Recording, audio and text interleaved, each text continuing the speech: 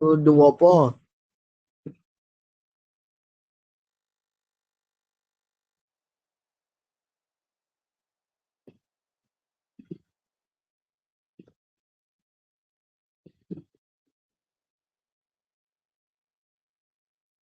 The Bluetooth device is ready to pair. The Bluetooth device is connected successfully.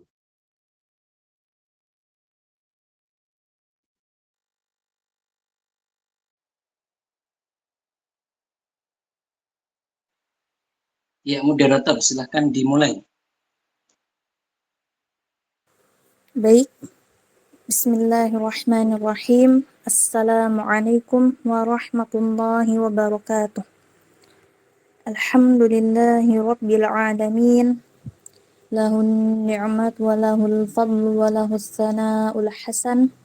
Wassalawatullahil barrir rahim wal malaikatil muqarrabin ala sayyidina wa maulana Muhammadin wa ala alihi wa ashabihi at-tayyibin at-tahirin wa ba'du.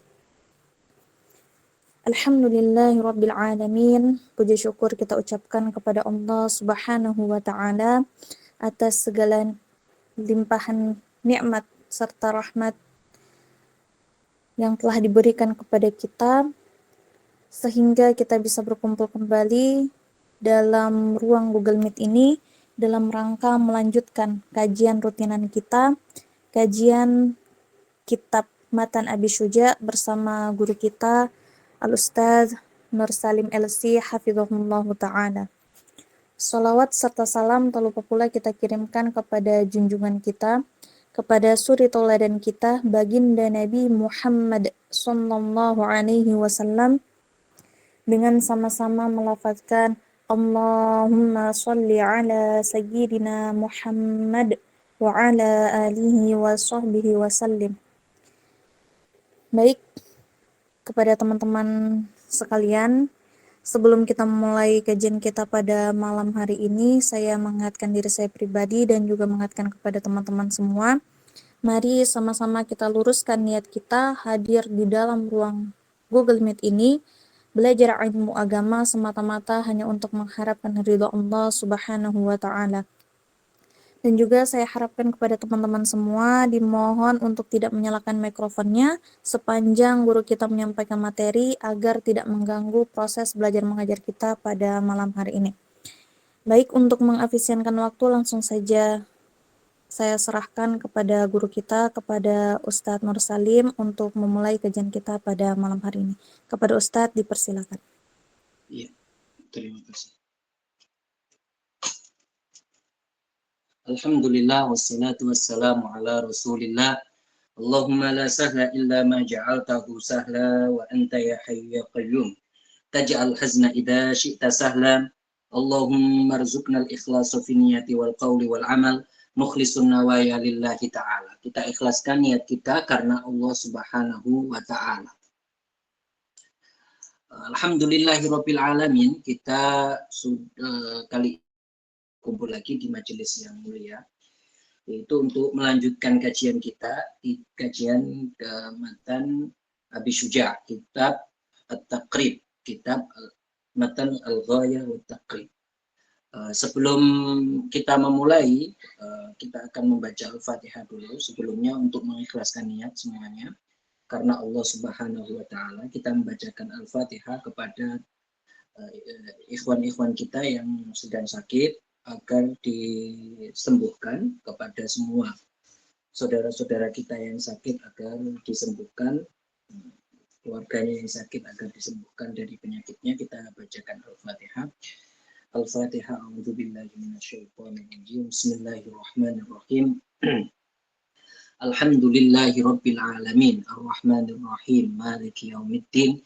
Iyyaka na'budu wa iyyaka nasta'in. Ihdinas siratal mustaqim. Siratal ladzina an'amta 'alaihim ghairil maghdubi 'alaihim waladdallin. Ya. Kita akan melanjutkan, teman-teman yang sudah bergabung untuk tetap bergabung sampai akhir. Penjelasan kita kali ini berkenaan tentang bahwasanya tentang khutbah, tentang sholat Jumat tentunya, kemudian syarat-syaratnya, syarat sahnya akan kita sebutkan. Kita akan menyebutkan tentang fardu-fardu atau rukun-rukun dari sholat Jumat. Kemudian kita akan menyebutkan juga syarat-syaratnya. Kita juga akan menyebutkan hal-hal yang disunnahkan. Jadinya teman-teman yang sudah bergabung untuk tetap bergabung mengikuti 1 jam, kurang lebih 1 jam kajian kita, juga teman-teman yang belum bergabung, teman-teman yang di luar yang belum bergabung, segera diberitahu bahwasanya kajian sudah kita mulai. Kajian sudah kita mulai, hendaknya untuk masuk, biar tidak banyak yang terlewatkan. Begitu. Jadi kita akan membahas dan melanjutkan bab Jumat, Mas Ian, ya.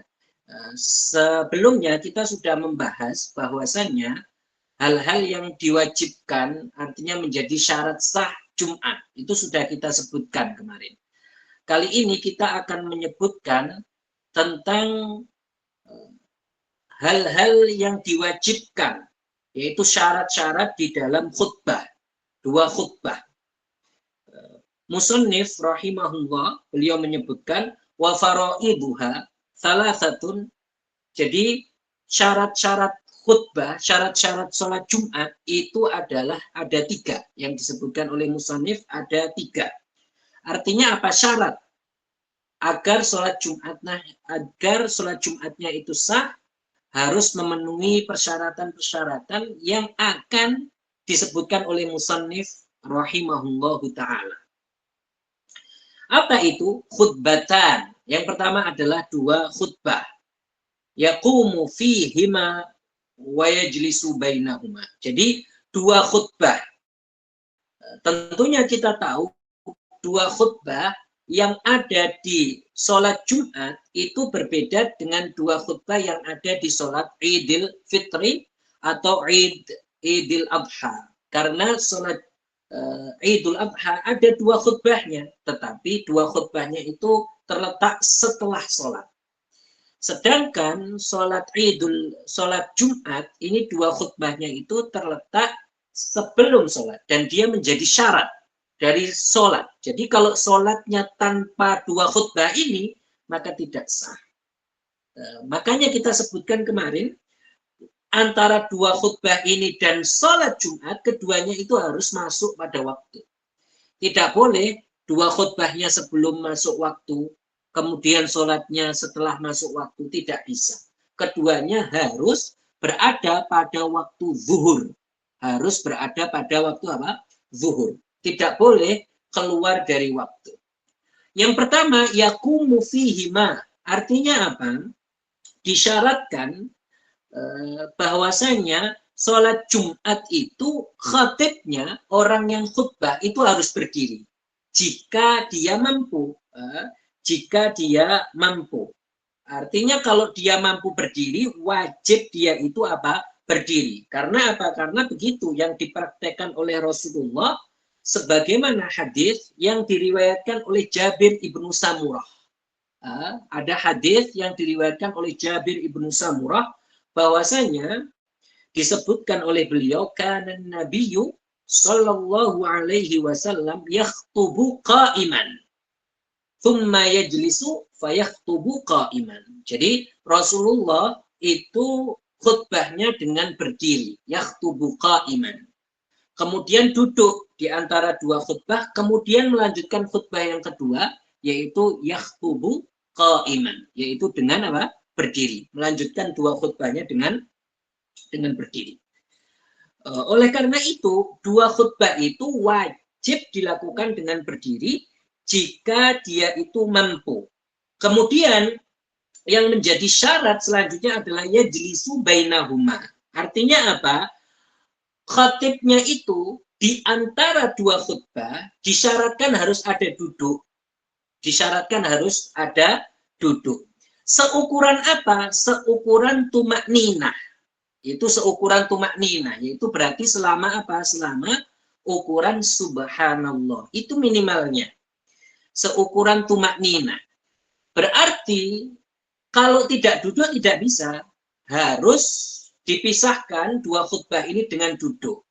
yang paling bagus itu adalah seukuran surat Al-Ikhlas, yaitu Qul huwallahu ahad.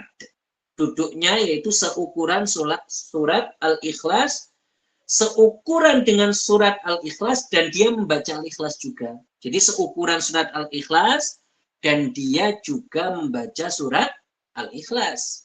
Begitu. Jadi itu yang paling bagus.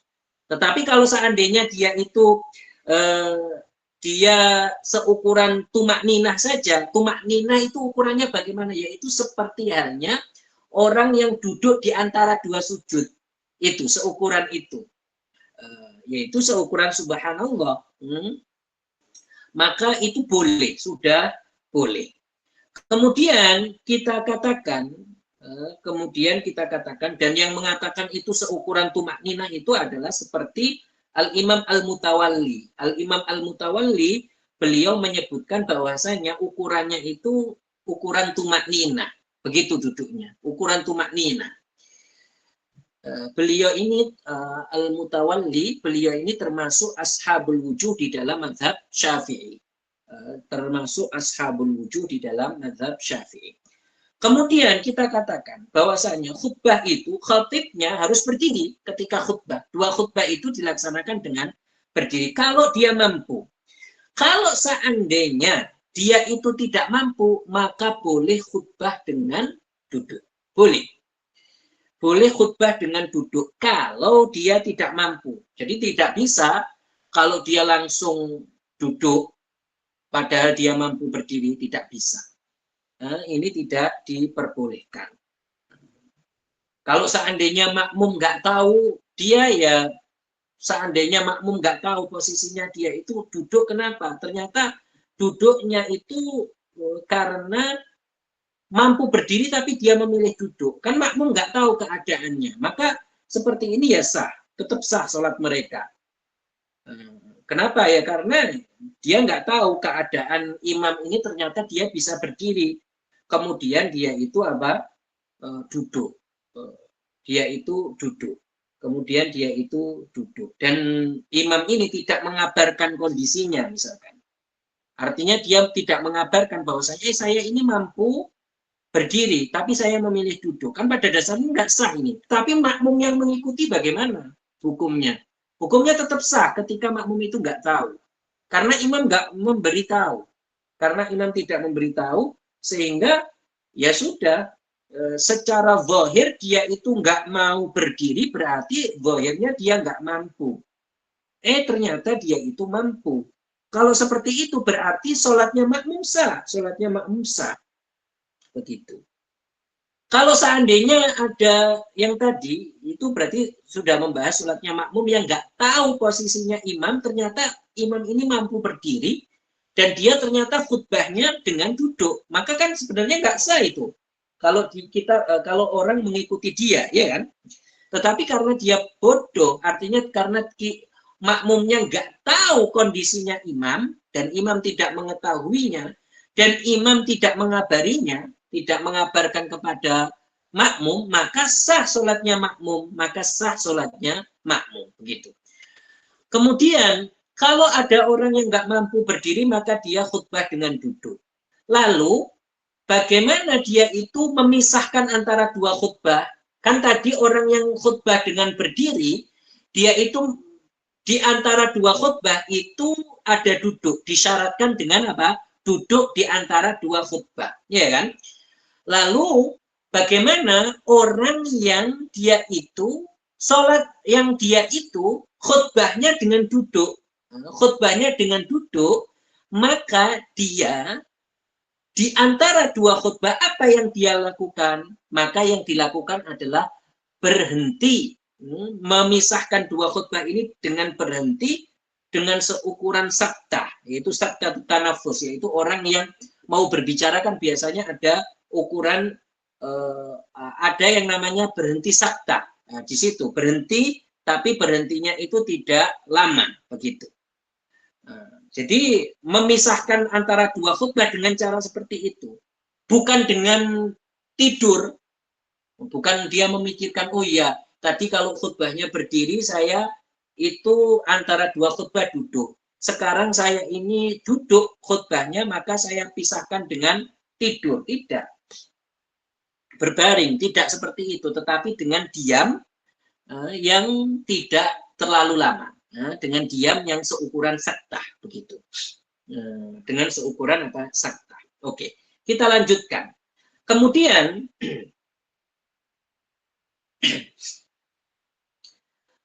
rukun sekarang, ini musonef mengatakan ini ya. Jadi syaratnya apa? 2 khutbah, kemudian duduk di antara 2 khutbah itu menjadi syarat. Berarti kan 3. Berarti kan khutbahnya berjumlah 2, kemudian duduk di antara 2 khutbah itu menjadi syarat juga. Kemudian yang akan kita sampaikan, yang akan saya sampaikan, bahwasanya di khutbah 2 khutbah ini ada rukun. Yang rukun ini harus ada di dalam 2 khutbah itu. Artinya apa? Tidak boleh tidak ada. Rukun ini ada 5. Rukun ini ada 5 di dalam 2 khutbah itu. Yang pertama adalah membaca hamdulillah, yaitu alhamdulillah. Yaitu membaca apa? Alhamdulillah. Atau membaca ahmadullah. Atau membaca nahmadullah. Semuanya bisa itu. Bisa membaca apa? Alhamdulillah. Bisa membaca ahmadullah. Bisa membaca nahmadullah. Bisa. Itu berarti pertama apa?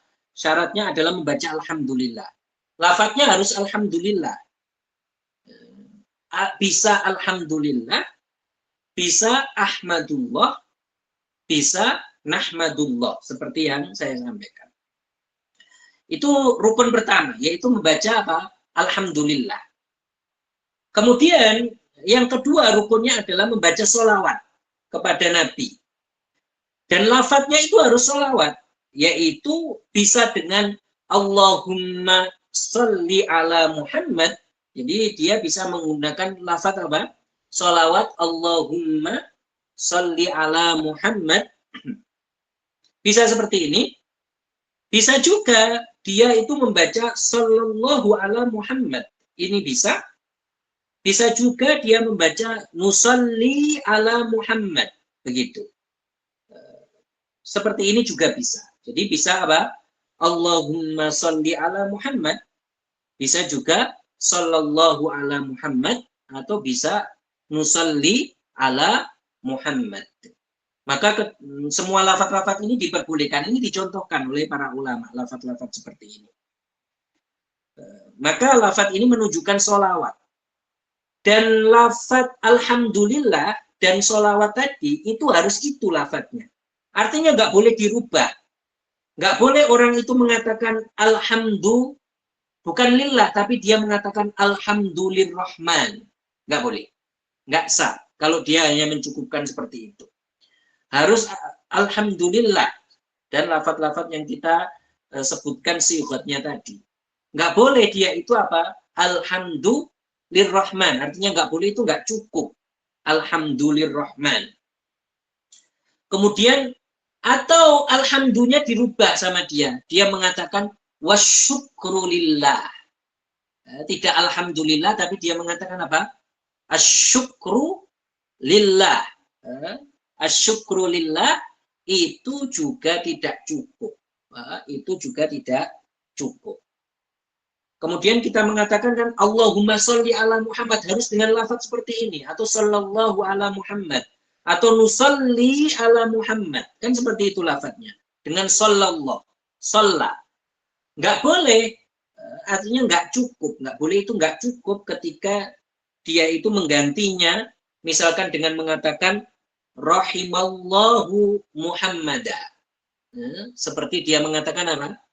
Rahimallahu Muhammada. Rahimallahu Muhammada berarti seperti ini tidak cukup. Tidak cukup untuk sebagai lafaz sholawat di dalam sini. Berarti rukun pertama apa? Alhamdulillah. Rukun kedua sholawat. Ya kan? Rukun yang ketiga itu adalah al-wasiyah bittaqwa. Rukun ketiga adalah mewasiatkan untuk bertakwa. Mewasiatkan untuk bertakwa. Jadi kalau mewasiatkan untuk bertakwa ini, lafadznya itu tidak dikhususkan dengan lafadz takwa, tidak. Tetapi yang penting di dalam lafadznya itu ada memotivasi untuk berbuat ketaatan dan melarang untuk berbuat kemaksiatan. Begitu, yang penting itu. Kalau di dalam wasiat takwa. Jadi boleh mengatakan atiullah, boleh. Itu bertakwa, yaitu bertakwalah kepada Allah. Atiullah, taatlah kepada Allah. Atau ittaqullah. Itu juga diperbolehkan. Itu juga diperbolehkan. Gitu. Jadi lafadznya ini tidak khusus, tetapi boleh dengan lafadz yang menunjukkan adanya motivasi untuk berbuat ketaatan dan menjauhi kemaksiatan, begitu, menyuruh, jadinya seperti itu. Dan tiga ini, yaitu alhamdulillah dan sholawat, kemudian dan wasiat untuk takwa, itu harus ada di khutbah pertama dan harus ada di khutbah kedua. Harus ada seperti itu. Jadi nggak bisa dia itu di khutbah pertama saja. Jadi sebenarnya mudah ya. Alhamdulillah wassalatu wassalam, alhamdulillah wassallallahu ala Muhammad ittaqullah. Seperti itu di khutbah pertama. Khutbah kedua juga mengatakan seperti itu. Alhamdulillah wassallallahu ala Muhammad ittaqullah. Seperti itu. Itu sudah sah seperti itu. Itu ada di khutbah pertama juga khutbah kedua. Kemudian rukun selanjutnya itu adalah membaca ayat yang memahamkan. Artinya apa? Artinya ayat ini kalau dibaca, orang itu sudah paham.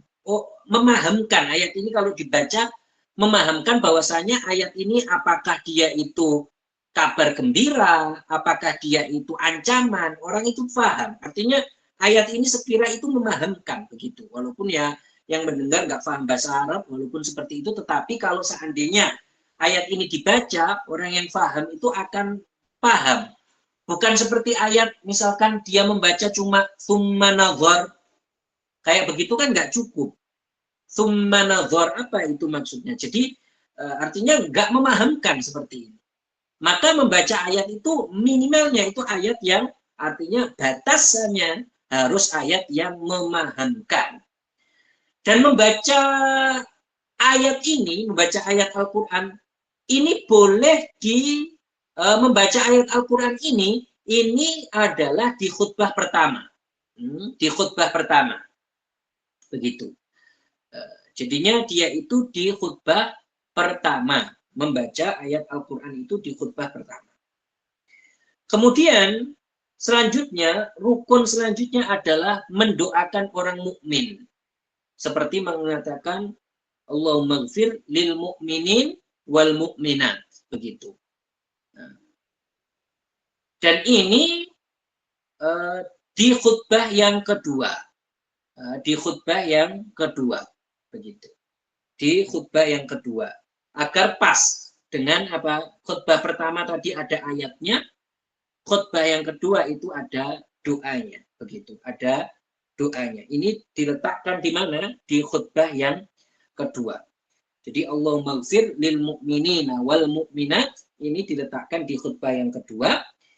Jadi doa ini adalah doa untuk memohon ampunan kepada orang mukmin laki-laki atau orang mukmin perempuan, begitu. Nah, ini harus ada doanya, itu di mana harus ada, dan dia letakkan di khutbah yang kedua agar sesuai dengan ayat tadi, dia letakkan di khutbah pertama. Begitu. Kemudian hal ini kenapa kok membaca doa juga, karena hal ini dilakukan mengikuti ulama salaf, juga mengikuti ulama khalaf. Dan diletakkan di khutbah yang kedua karena kan doa itu kan yang layak untuk dijadikan akhir dari sebuah pembicaraan, dari sebuah khutbah. maka bagusnya itu diletakkan di khutbah, maka dia itu diletakkan di khutbah yang kedua, begitu. Dia diletakkan di khutbah yang kedua. Dan kita katakan kan doa itu untuk orang mukmin. Doa itu untuk orang mukmin, mohon ampunan untuk orang mukmin. Maka tidak disunahkan mendoakan satu orang saja, sah tapi tidak disunahkan. Itu tidak haram tetapi tidak disunahkan. Bahkan Al-Imam Asy-Syafi'i menganggap bahwasanya hal tersebut makruh. Kalau ada orang yang mengkhususkan doa terhadap seseorang di situ, maka itu makruh, seperti itu. Beliau mengatakan fa in da'a li ahadin bi ainihi au ala ahadin karahtuhu wa lam takun alaihi i'adah. Jadi kata Imam Syafi'i, kalau seandainya ada orang yang di kesempatan doa untuk orang mukmin dia itu mendoakan satu orang saja, dia mengkhususkan doanya pada orang tertentu, maka hal tersebut makruh, walaupun sah, walaupun itu apa? Sah, begitu. Walaupun itu apa? Sah. Kemudian, sekarang ini permasalahan yang sangat penting. Yang kita tahu, ini tanbih.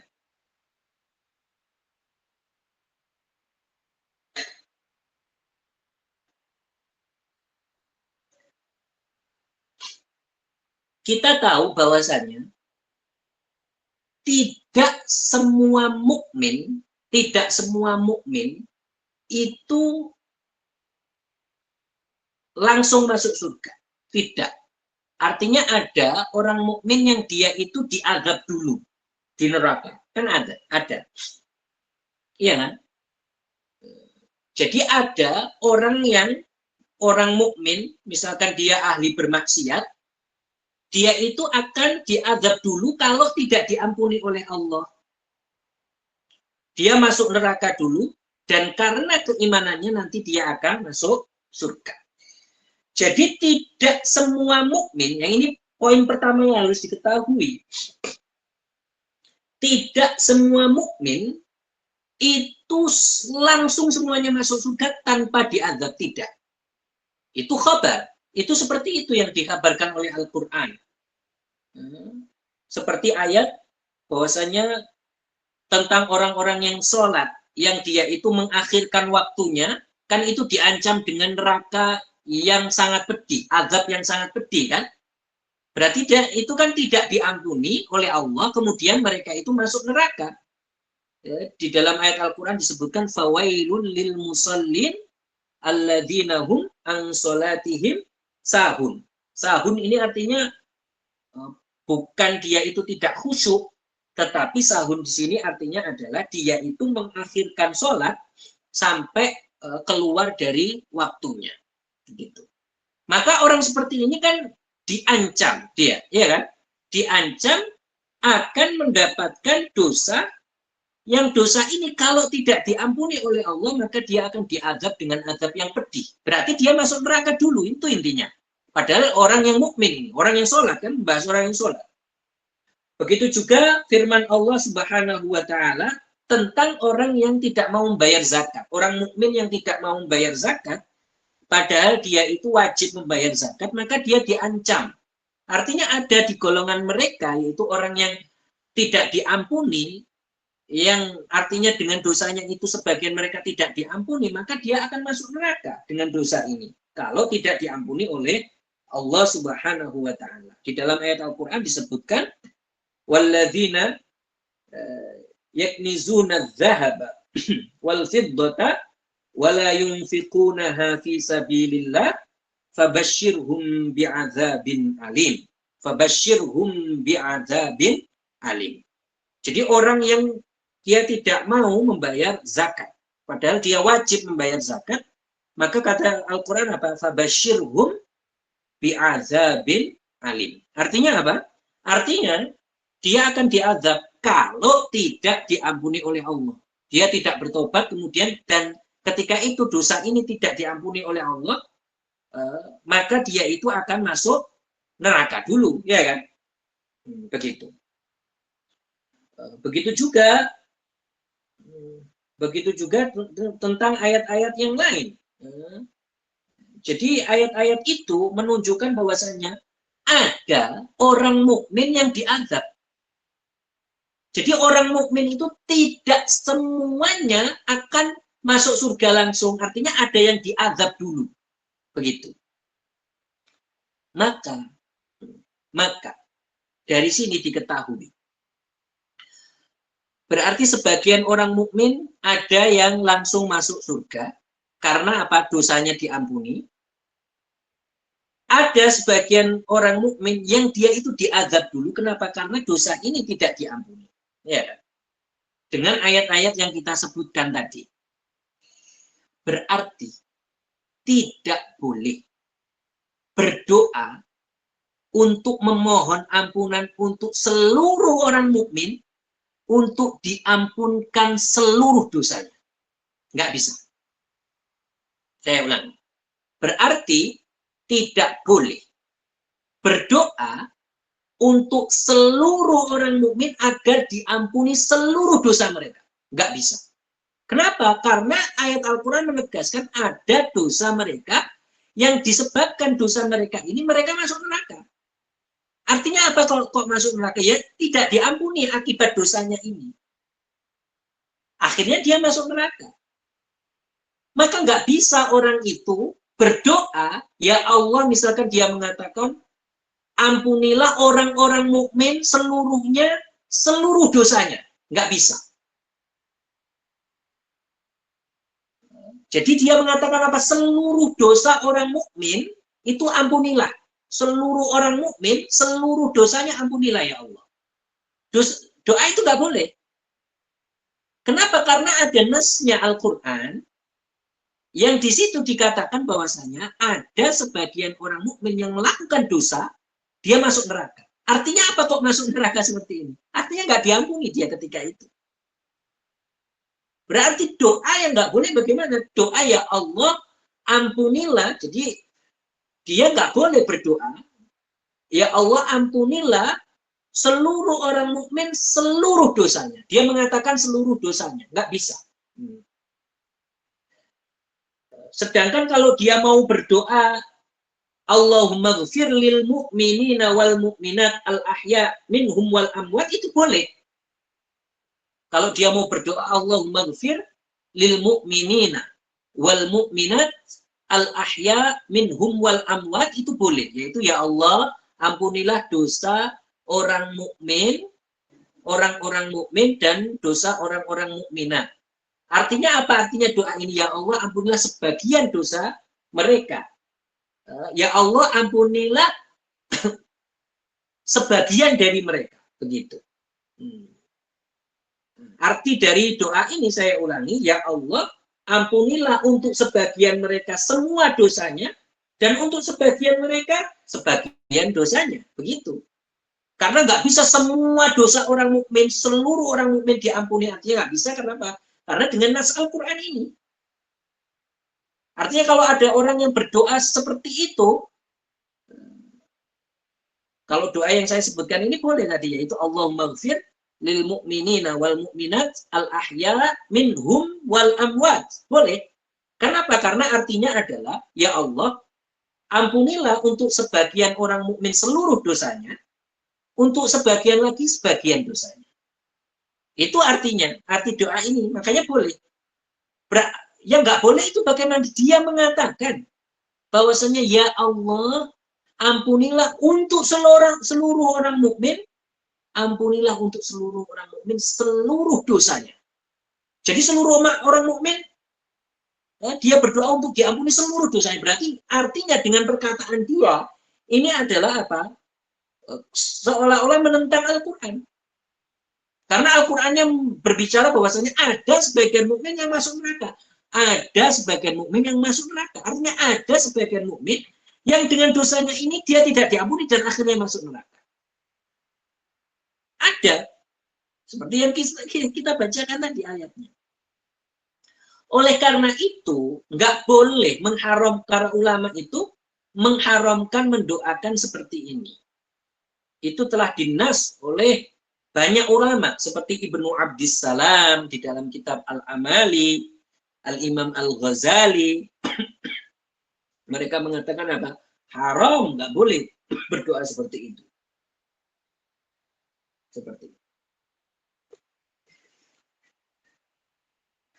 Sedangkan yang ada di ayat Al-Quran, yaitu tentang Nabi Nuh. Bahwasanya di situ kan Nabi Nuh kan berdoa, Allahumma gfirli wali walidayya waliman dakhala baiti mu'minan walil mu'minina wal mu'minat.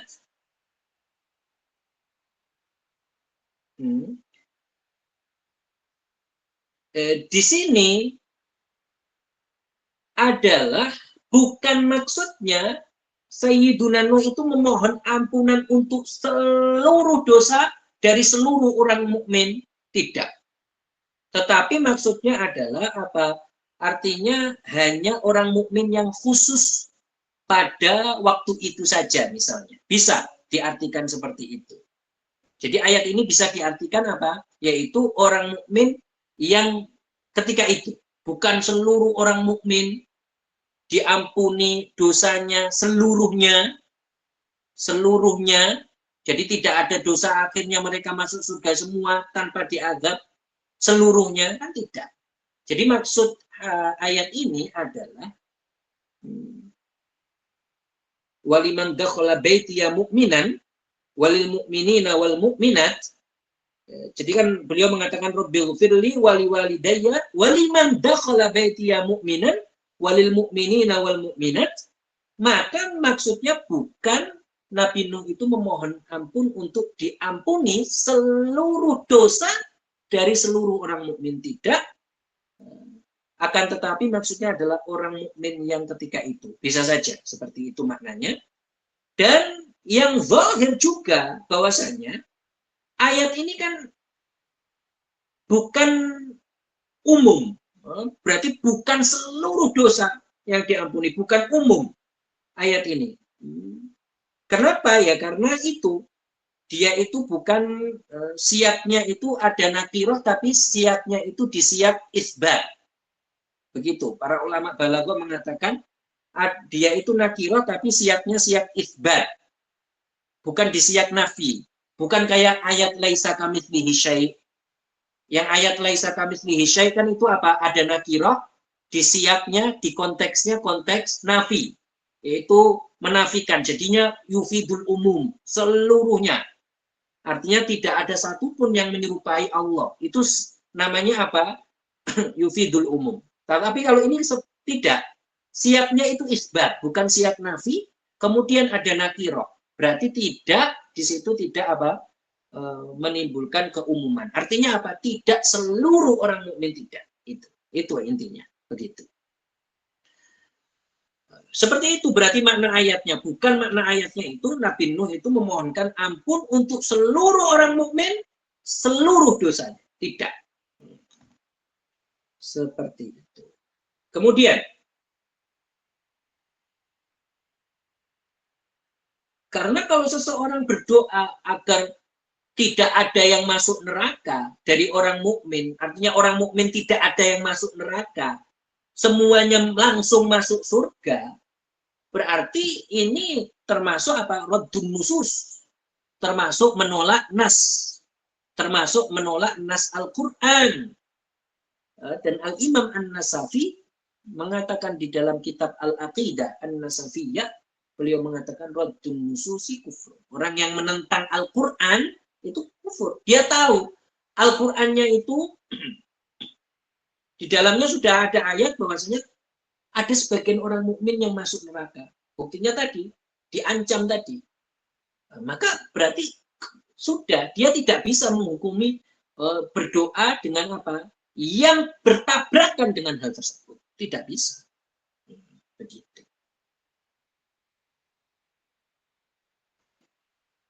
Kemudian kita lanjutkan. Itu berarti ya, itu yang penting untuk diketahui. Kemudian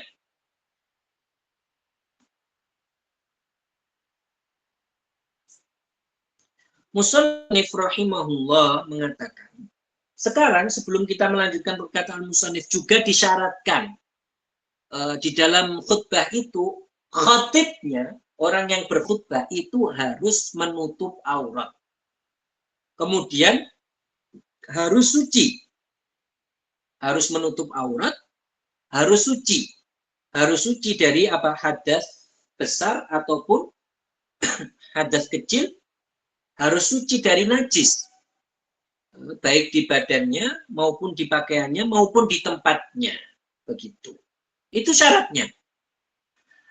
Berarti itu syarat bagi khatibnya kan, harus suci seperti itu. Artinya dia tidak boleh berhadas. Khutbah nggak boleh berhadas. Tidak bisa. Dia itu khutbah harus dalam keadaan suci. Syarat itu. Tetapi kalau makmum bagaimana? Kalau makmum bagaimana? Ketika mendengarkan khutbah, apakah disyaratkan ini? Tidak. Tidak disyaratkan ini. Artinya kalau seandainya ada makmum yang dia itu berhadas, artinya ketika itu batal wudunya ketika di tengah-tengah khutbah dia mendengarkan khutbah, kemudian batal wudunya, kemudian berwudu, balik lagi, nggak apa-apa. Tetap sah. Tetap sah. Sholat Jumat dia itu tetap apa? Tetap sah. Yang disyaratkan ini adalah siapa? Imam, yaitu khatib, orang yang khutbah. Begitu. Kemudian, berarti yang disyaratkan ini apa? Orang yang khutbah. Kemudian kita lanjutkan. Bahwasanya disyaratkan juga dua khutbah itu, artinya rukunnya, rukun dua khutbah itu, yaitu apa? Alhamdulillah, sholawat, kemudian wasiat takwa, kemudian ayat Al-Quran, kemudian doa untuk orang mukmin dan orang mukmin laki-laki dan orang mukmin perempuan. Ini syaratnya semuanya, baik di khutbah, semuanya ini dilakukan dengan bahasa Arab. Walaupun yang mendengar itu tidak ada yang paham bahasa Arab. Walaupun. Maka ini syarat. Walaupun yang mendengar itu tidak ada yang paham bahasa Arab, maka tetap rukun ini harus dengan bahasa Arab. Rukunnya harus dengan bahasa Arab. Tidak boleh dengan bahasa selain bahasa Arab. Tetapi kalau seandainya nggak bisa, semuanya nggak ada yang bisa, dan tidak memungkinkan untuk belajar ketika itu, maka boleh. Dengan selain bahasa Arab boleh. Tetapi kalau memungkinkan untuk belajar, maka wajib secara fardu kifayah salah satu dari mereka atau sebagian dari mereka untuk belajar bahasa Arab. Kemudian berkhutbah dengan bahasa Arab. Fardu kifayah itu tidak semuanya. Bukan fardu ain kalau mungkin untuk apa? Belajar. Jadi kalau nggak bisa bahasa Arab bagaimana? Mungkin belajar apa tidak? Kalau nggak mungkin belajar ketika itu, maka ya sudah khutbah dengan selain bahasa Arab rukunnya. Selain dengan menggunakan bahasa Arab rukunnya. Tetapi kalau seandainya mungkin ketika itu untuk belajar, maka fardu kifayah belajar bahasa Arab ketika itu agar khutbahnya menggunakan bahasa Arab. Itu rukunnya yang saya maksud, agar menggunakan bahasa Arab. Kemudian disyaratkan adalah dia khatibnya itu harus memperdengarkan rukun-rukunnya ini kepada orang 40 yang Jumatan itu sah dengan mereka. Artinya orang 40 yang mustautin, yang sah dengan syarat-syarat yang kita sebutkan kemarin, yang sah Jumatan dengan mereka. Harus ada 40 yang mendengarnya, yang kita sebutkan, laki-laki, dan lain sebagainya yang kita sebutkan kemarin. Maka kalau seandainya, berarti pertama memperdengarkan ya. Imam ini memperdengarkan, khatibnya memperdengarkan rukun-rukun khutbahnya.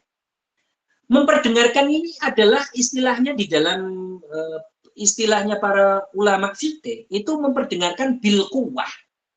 Artinya apa? Memperdengarkan bil quwwah itu artinya kalau seandainya tidak ada suara-suara yang mengganggu, mereka itu sekira dengar, maka itu sudah cukup.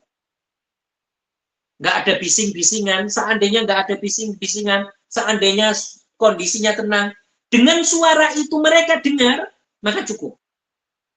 Dengan suara itu mereka dengar, maka itu cukup. Maka itu cukup. Seperti itu.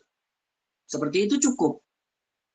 Jadi artinya kalau seandainya ada bising, dia nggak harus dia itu mengangkat suaranya lebih dari bisingan itu agar mereka mendengar. Karena perkiraannya kalau tidak ada suara yang mengganggu, yaitu bising-bising yang mengganggu, makmum itu mendengar, maka cukup. Itu namanya itu bil quwwah namanya. Bil quwwah, bil quwwah. Nah,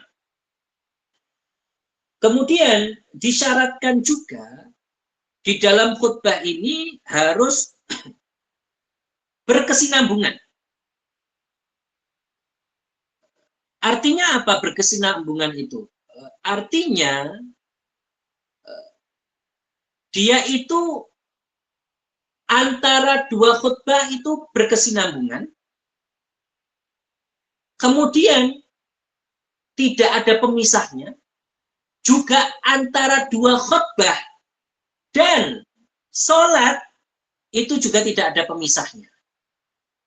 Itu namanya berkesinambungan. Jadi antara dua khutbah berkesinambungan, antara kalimat-kalimat khutbah berkesinambungan, tidak ada yang memisahkan. Kemudian di antara dua khutbah dan sholatnya itu juga berkesinambungan. Itu namanya mualat, berkesinambungan. Artinya apa? Tidak ada sesuatu yang memisahkan. Tidak ada sesuatu yang memutus mualat, gitu ya. Tidak ada sesuatu yang memutus mualat. Begitu. Kemudian yang akan saya tambahkan ini sebelum kita melanjutkan perkataan musannif rahimahullah, bahwasanya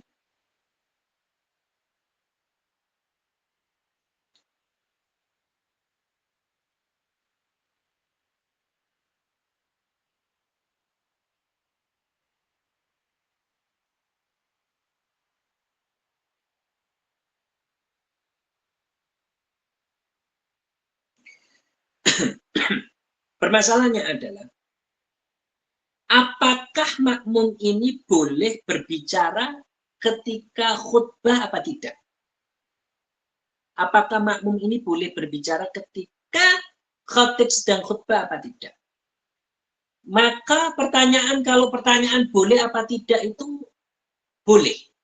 Boleh berbicara, tetapi yang disunahkan adalah diam. Mendengarkan imam, mendengarkan khatib berkhutbah. Dia itu tidak apa? Dia itu tidak berbicara. Itu yang disunahkan. Maka para ulama mengatakan apa? Isgha, as-sukut ma'al isgha. Artinya dia diam dan mendengarkan. Itu yang sunnah. Itu sunnahnya. Bukan diam tidak mendengarkan, tidur misalkan. Itu kan diam, tetapi dia tidak mendengarkan juga. Tetapi yang sunnah itu apa? Diam dan mendengarkan. Itu sunnahnya. Seandainya berbicara apakah haram? Tidak haram. Seandainya berbicara ini tidak diharamkan. Tidak diharamkan. Hal ini kenapa kok tidak diharamkan? Karena dulu pernah terjadi. Ketika Rasulullah itu khutbah, ada orang yang tiba-tiba datang. Dan Rasulullah itu di tengah khutbah. Tiba-tiba orang ini langsung bertanya. Rasulullah di dalam khutbah ya. Orang ini bertanya, ngomong sama Rasulullah malah di situ ketika itu. Ngomong sama Rasulullah bertanya, mata sa'ah. Mata sa'ah, kapan hari kiamat? Dia itu di tengah khutbah, Rasulullah lagi khutbah malah ditanya sama dia, sama sahabat ini. Sahabat yang lain menyuruhnya untuk diam. fa'auma'an nasu ilaihi bisukut, kan begitu. Jadi orang-orang yang hadir ketika itu mengisyarahkan kepada dia agar dia sedang khutbah. Tetapi dia tidak menerima hal tersebut. Artinya tetap bertanya, mata saat, kapan hari kiamat? Rasulullah kan pertama nggak jawab, kedua juga nggak menjawab. Baru yang ketiga beliau itu menjawab. Madza a'atta laha. Apa yang kamu persiapkan untuk hari kiamat? Kata dia apa? Hubbullah wa rasulihi. Cinta kepada Allah dan Rasulnya. Cinta kepada Allah dan Rasulnya. Kemudian Rasulullah mengatakan, anta ma'aman ahbabta. Kamu ini akan bersama orang yang, kamu ini akan bersama dengan orang yang kamu cintai. Artinya bersama Rasulullah di dalam surga. Begitu. Karena dia itu mencintai Rasulullah, maka dia akan bersama Rasulullah di dalam surga. Begitu. Innaka ma'aman ahbabta. Para ulama mengatakan Rasulullah ketika itu tidak mengingkari dia agar menyuruhnya dia. Tidak.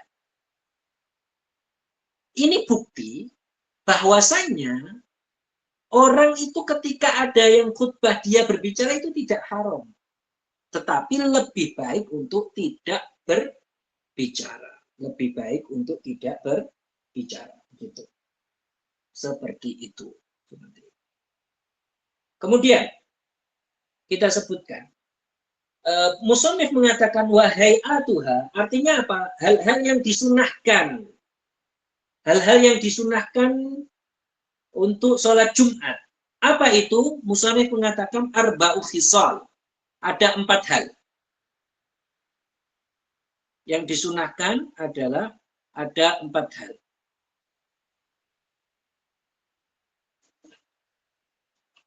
Nah. Sebelum ini ada syarat yang ketiga berarti ya. Sebelum ini musannif menyebutkan syarat yang ketiga. Ya, sebelum sunat-sunat kita menyebutkan syarat yang ketiga. Kan tadi kita sebutkan syaratnya ada 3. Yang pertama apa? 2 khutbah. Yang kedua duduk di antara 2 khutbah. Yang ketiga ini yang disebutkan musannif ini. Antusalla raka'ataini fi jamaah. Artinya apa? Sholat Jumat itu dilaksanakan 2 rakaat, tidak 4. Sholat Jumat itu 2 rakaat, bukan 4 rakaat. Dengan berjamaah, tidak munfarid. Tidak bisa orang sholat Jumat sendirian, nggak bisa. Artinya dengan jamaah 40 orang yang sah jamaah dengan mereka. Walaupun hanya di rakaat pertama saja misalnya. Ada 40 jumlahnya, maka sah. Artinya apa? Misalkan 40 orang sholat Jumat di rakaat pertama secara jamaah. Di rakaat kedua mereka ini sholat sendiri-sendiri, meneruskan dengan munfarid sholatnya. Sholat sendiri-sendiri. Maka sah ini, sah. Yang penting rakaat pertama itu dilaksanakan dengan apa? Jamaah. Terhadap jumlah yang mereka itu sah sholat Jumat dengan mereka. Begitu. Tan'aqid bihimul Jum'ah. Begitu. Berarti kalau ada orang yang dia itu makmum masbuk, dia terlambat. Kalau dia masih menemui imam dalam 1 rakaat, artinya masih ada tersisa 1 rakaat dengan imam, dia masih melakukan 1 rakaat dengan imam, maka orang seperti ini sah. Artinya orang seperti ini setelah salamnya imam cuma menambahi 1 rakaat saja. Kenapa? Karena dia mendapati imam dalam 1 rakaat. Dia makmum masbuk, kemudian dia mendapati imam membaca surat di rakaat kedua. Berarti dia mendapati imam dalam 1 rakaat ini. Yang penting tidak setelah rukuk, kan? Berarti kan seperti itu. Maka kalau seperti ini, dia ini nanti setelah salamnya imam, dia ini menambahi cuma 1 rakaat. Karena dia sudah mendapati 1 rakaat bersama imam. Begitu. Tetapi kalau seandainya dia mendapati imam kurang dari 1 rakaat, artinya tidak 1 rakaat, setelah imam rukuk misalkan, yaitu ketika imam sujud di rakaat kedua misalkan, dia mendapati imam di situ, maka setelah salamnya imam dia menambah 4 rakaat, begitu. Menambah apa? 4 rakaat. Karena dia harus mengerjakan sholatnya 4 rakaat, begitu. Nah, dia melanjutkan secara zuhur. Dia melanjutkan sholat itu zuhur, begitu. Karena dia tidak mendapati imam apa dalam 1 rakaat tadi. Nah, kemudian ini menjadi syarat. Sholat Jumat itu sholatnya, itu letaknya itu harus setelah khutbah, setelah 2 khutbah. Ini syarat. Nggak boleh didahulukan sholat, diakhirkan khutbah. Tidak boleh. Begitu. Ini tidak diperbolehkan. Insya Allah pada pertemuan berikutnya kita akan masih membahas hal-hal yang disunnahkan kepada orang yang berangkat Jumat. Itu apa saja, maka akan kita sebutkan. Kita akan sebutkan hal-hal yang disunnahkan. Seperti memotong kuku, mana dalilnya, seperti memakai pakaian putih, mana dalilnya, maka itu akan kita sebutkan. Nanti insya Allah pada pertemuan berikutnya, kalau teman-teman ada pertanyaan, saya persilakan. Baik, alhamdulillahirrahmanirrahim. Itulah penyampaian materi dari guru kita. Dipersilakan kepada teman-teman semua jika ada yang mau ditanyakan terkait materi, boleh dengan menuliskannya di kolom chat atau bisa dengan menekan tombol raise hand untuk bertanya langsung kepada guru kita. Baik, silakan Saudari Devi. Jika ada yang mau ditanyakan, silakan dibuka mic-nya. Assalamualaikum Ustaz. Waalaikumsalam warahmatullahi. Mohon maaf Ustaz, tadi kayaknya saya ada bagian yang ngeblank setelah ini. Apabila khatib menyampaikan khutbahnya dengan duduk, maka dia cara memisahkan 2 khutbahnya dari situ kesini gitu kami. Boleh tolong diulangi Ustaz? Terima kasih. Cara memisahkannya itu bukan dengan tidur. Karena dia mikir, oh kalau saya khutbah berdiri memisahkannya dengan duduk, artinya di antara 2 khutbah duduk, kalau saya sekarang duduk, antara 2 khutbah saya berbaring. Tidak dengan berbaring. Tetapi dengan diam. Diam sebentar. Begitu. Ya. Dia diam sebentar, kemudian melanjutkan khutbah yang kedua. Seperti itu. Dia tidak merubah posisi sama sekali. Dimengerti.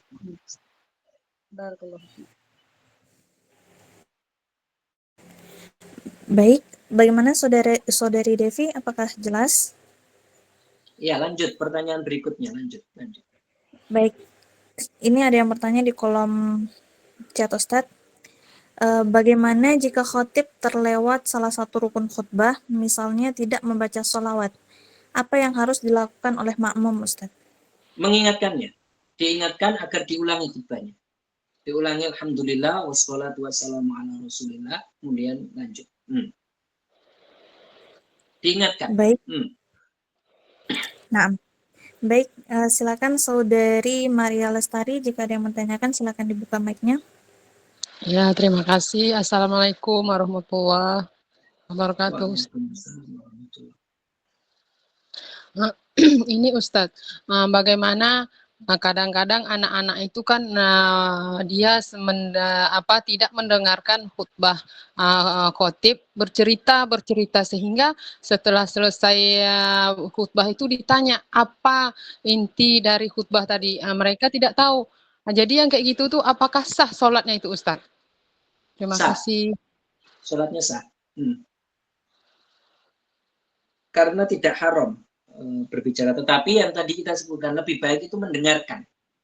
Lebih baik mendengarkan. Dan kalau ada anak seperti itu, misalkan tentu kita berbicara anak yang mayis ya, kita peringatkan dia untuk diam dan mendengarkan gitu.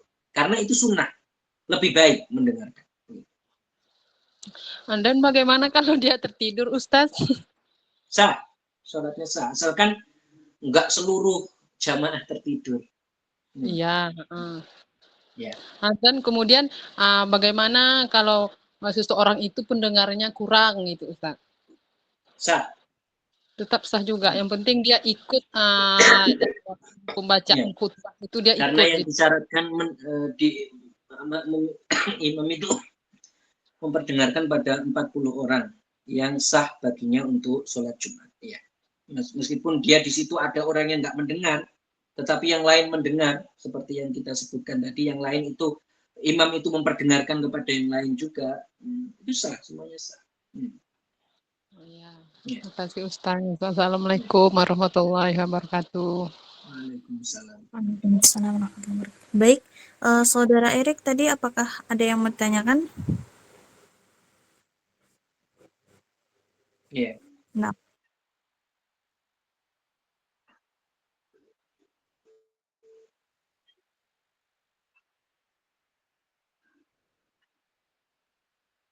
Dia lanjut, dia sah sholatnya, lanjut, tetapi setelah salamnya imam dia menambahi 4 rakaat.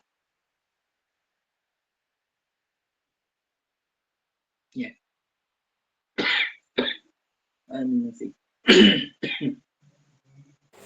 baik, sepertinya sudah tidak ada lagi yang mau bertanya, Ustadz. Maaf. Afdal Zikri, silakan. Assalamualaikum warahmatullahi wabarakatuh. Waalaikumsalam. Izin bertanya Ustadz, mungkin terlewat kemarin, udah sempat masuk. Di khutbah itu kan Ustadz, ada sebagian khotib megang tongkat, ada sebagian yang tidak pegang tongkat. Nah itu yang sunnahnya atau lebih baiknya gimana Ustadz? Memegang tongkat, karena disunahkan itu memegang, dulu itu megang pedang, disunahkan seperti itu. Kemudian tongkat sebagai pengganti, dipegang dengan tangan kiri, memegang tongkat. Itu lebih bagus. Kalau tidak ya tangannya itu memegangi mimbar, kalau tidak ada tongkat. Begitu. Ya. Nah, terima kasih Ustaz. Yang kedua Ustaz, jika sudah khotibnya sudah mulai membaca khotib, kemudian makmumnya langsung sholat sunnah 2 rakaat. Apakah sholat sunnah itu boleh atau tidak boleh Ustaz? Boleh, tetapi dengan secepat mungkin. Artinya apa? Dia mendatangkan dengan yang tidak dia lama-lamakan sholatnya 2 rakaatnya, itu boleh. Ya. Makasih Artinya tetap sah dan boleh. Ya. Siap. Ya, makasih Ustaz. Ya. Assalamualaikum warahmatullahi wabarakatuh. Waalaikumsalam. Baik, mungkin sesi tanya jawab kita cukupkan sampai di sini. Untuk pertanyaan yang di kolom chat yang belum terjawab, insya Allah akan dijawab oleh Ustadz di grup dakwah Ahlus Sunnah wal Jamaah. Baik, mungkin cukup sekian kajian kita pada malam hari ini, Ustadz. Silakan ditutup. Ya. Insya Allah kita lanjutkan pada pertemuan berikutnya. Kita akhiri dengan tahlil la ilaha illallah. Allahumma sholli ala sayyidina Muhammad wa ala alihi wa sahbihi wa sallim. Rabbighfirli wa liwalidayya wa lil mu'minina wal mu'minat. Alhamdulillahi rabbil alamin. Barakallahu fikum. Assalamualaikum warahmatullahi wabarakatuh.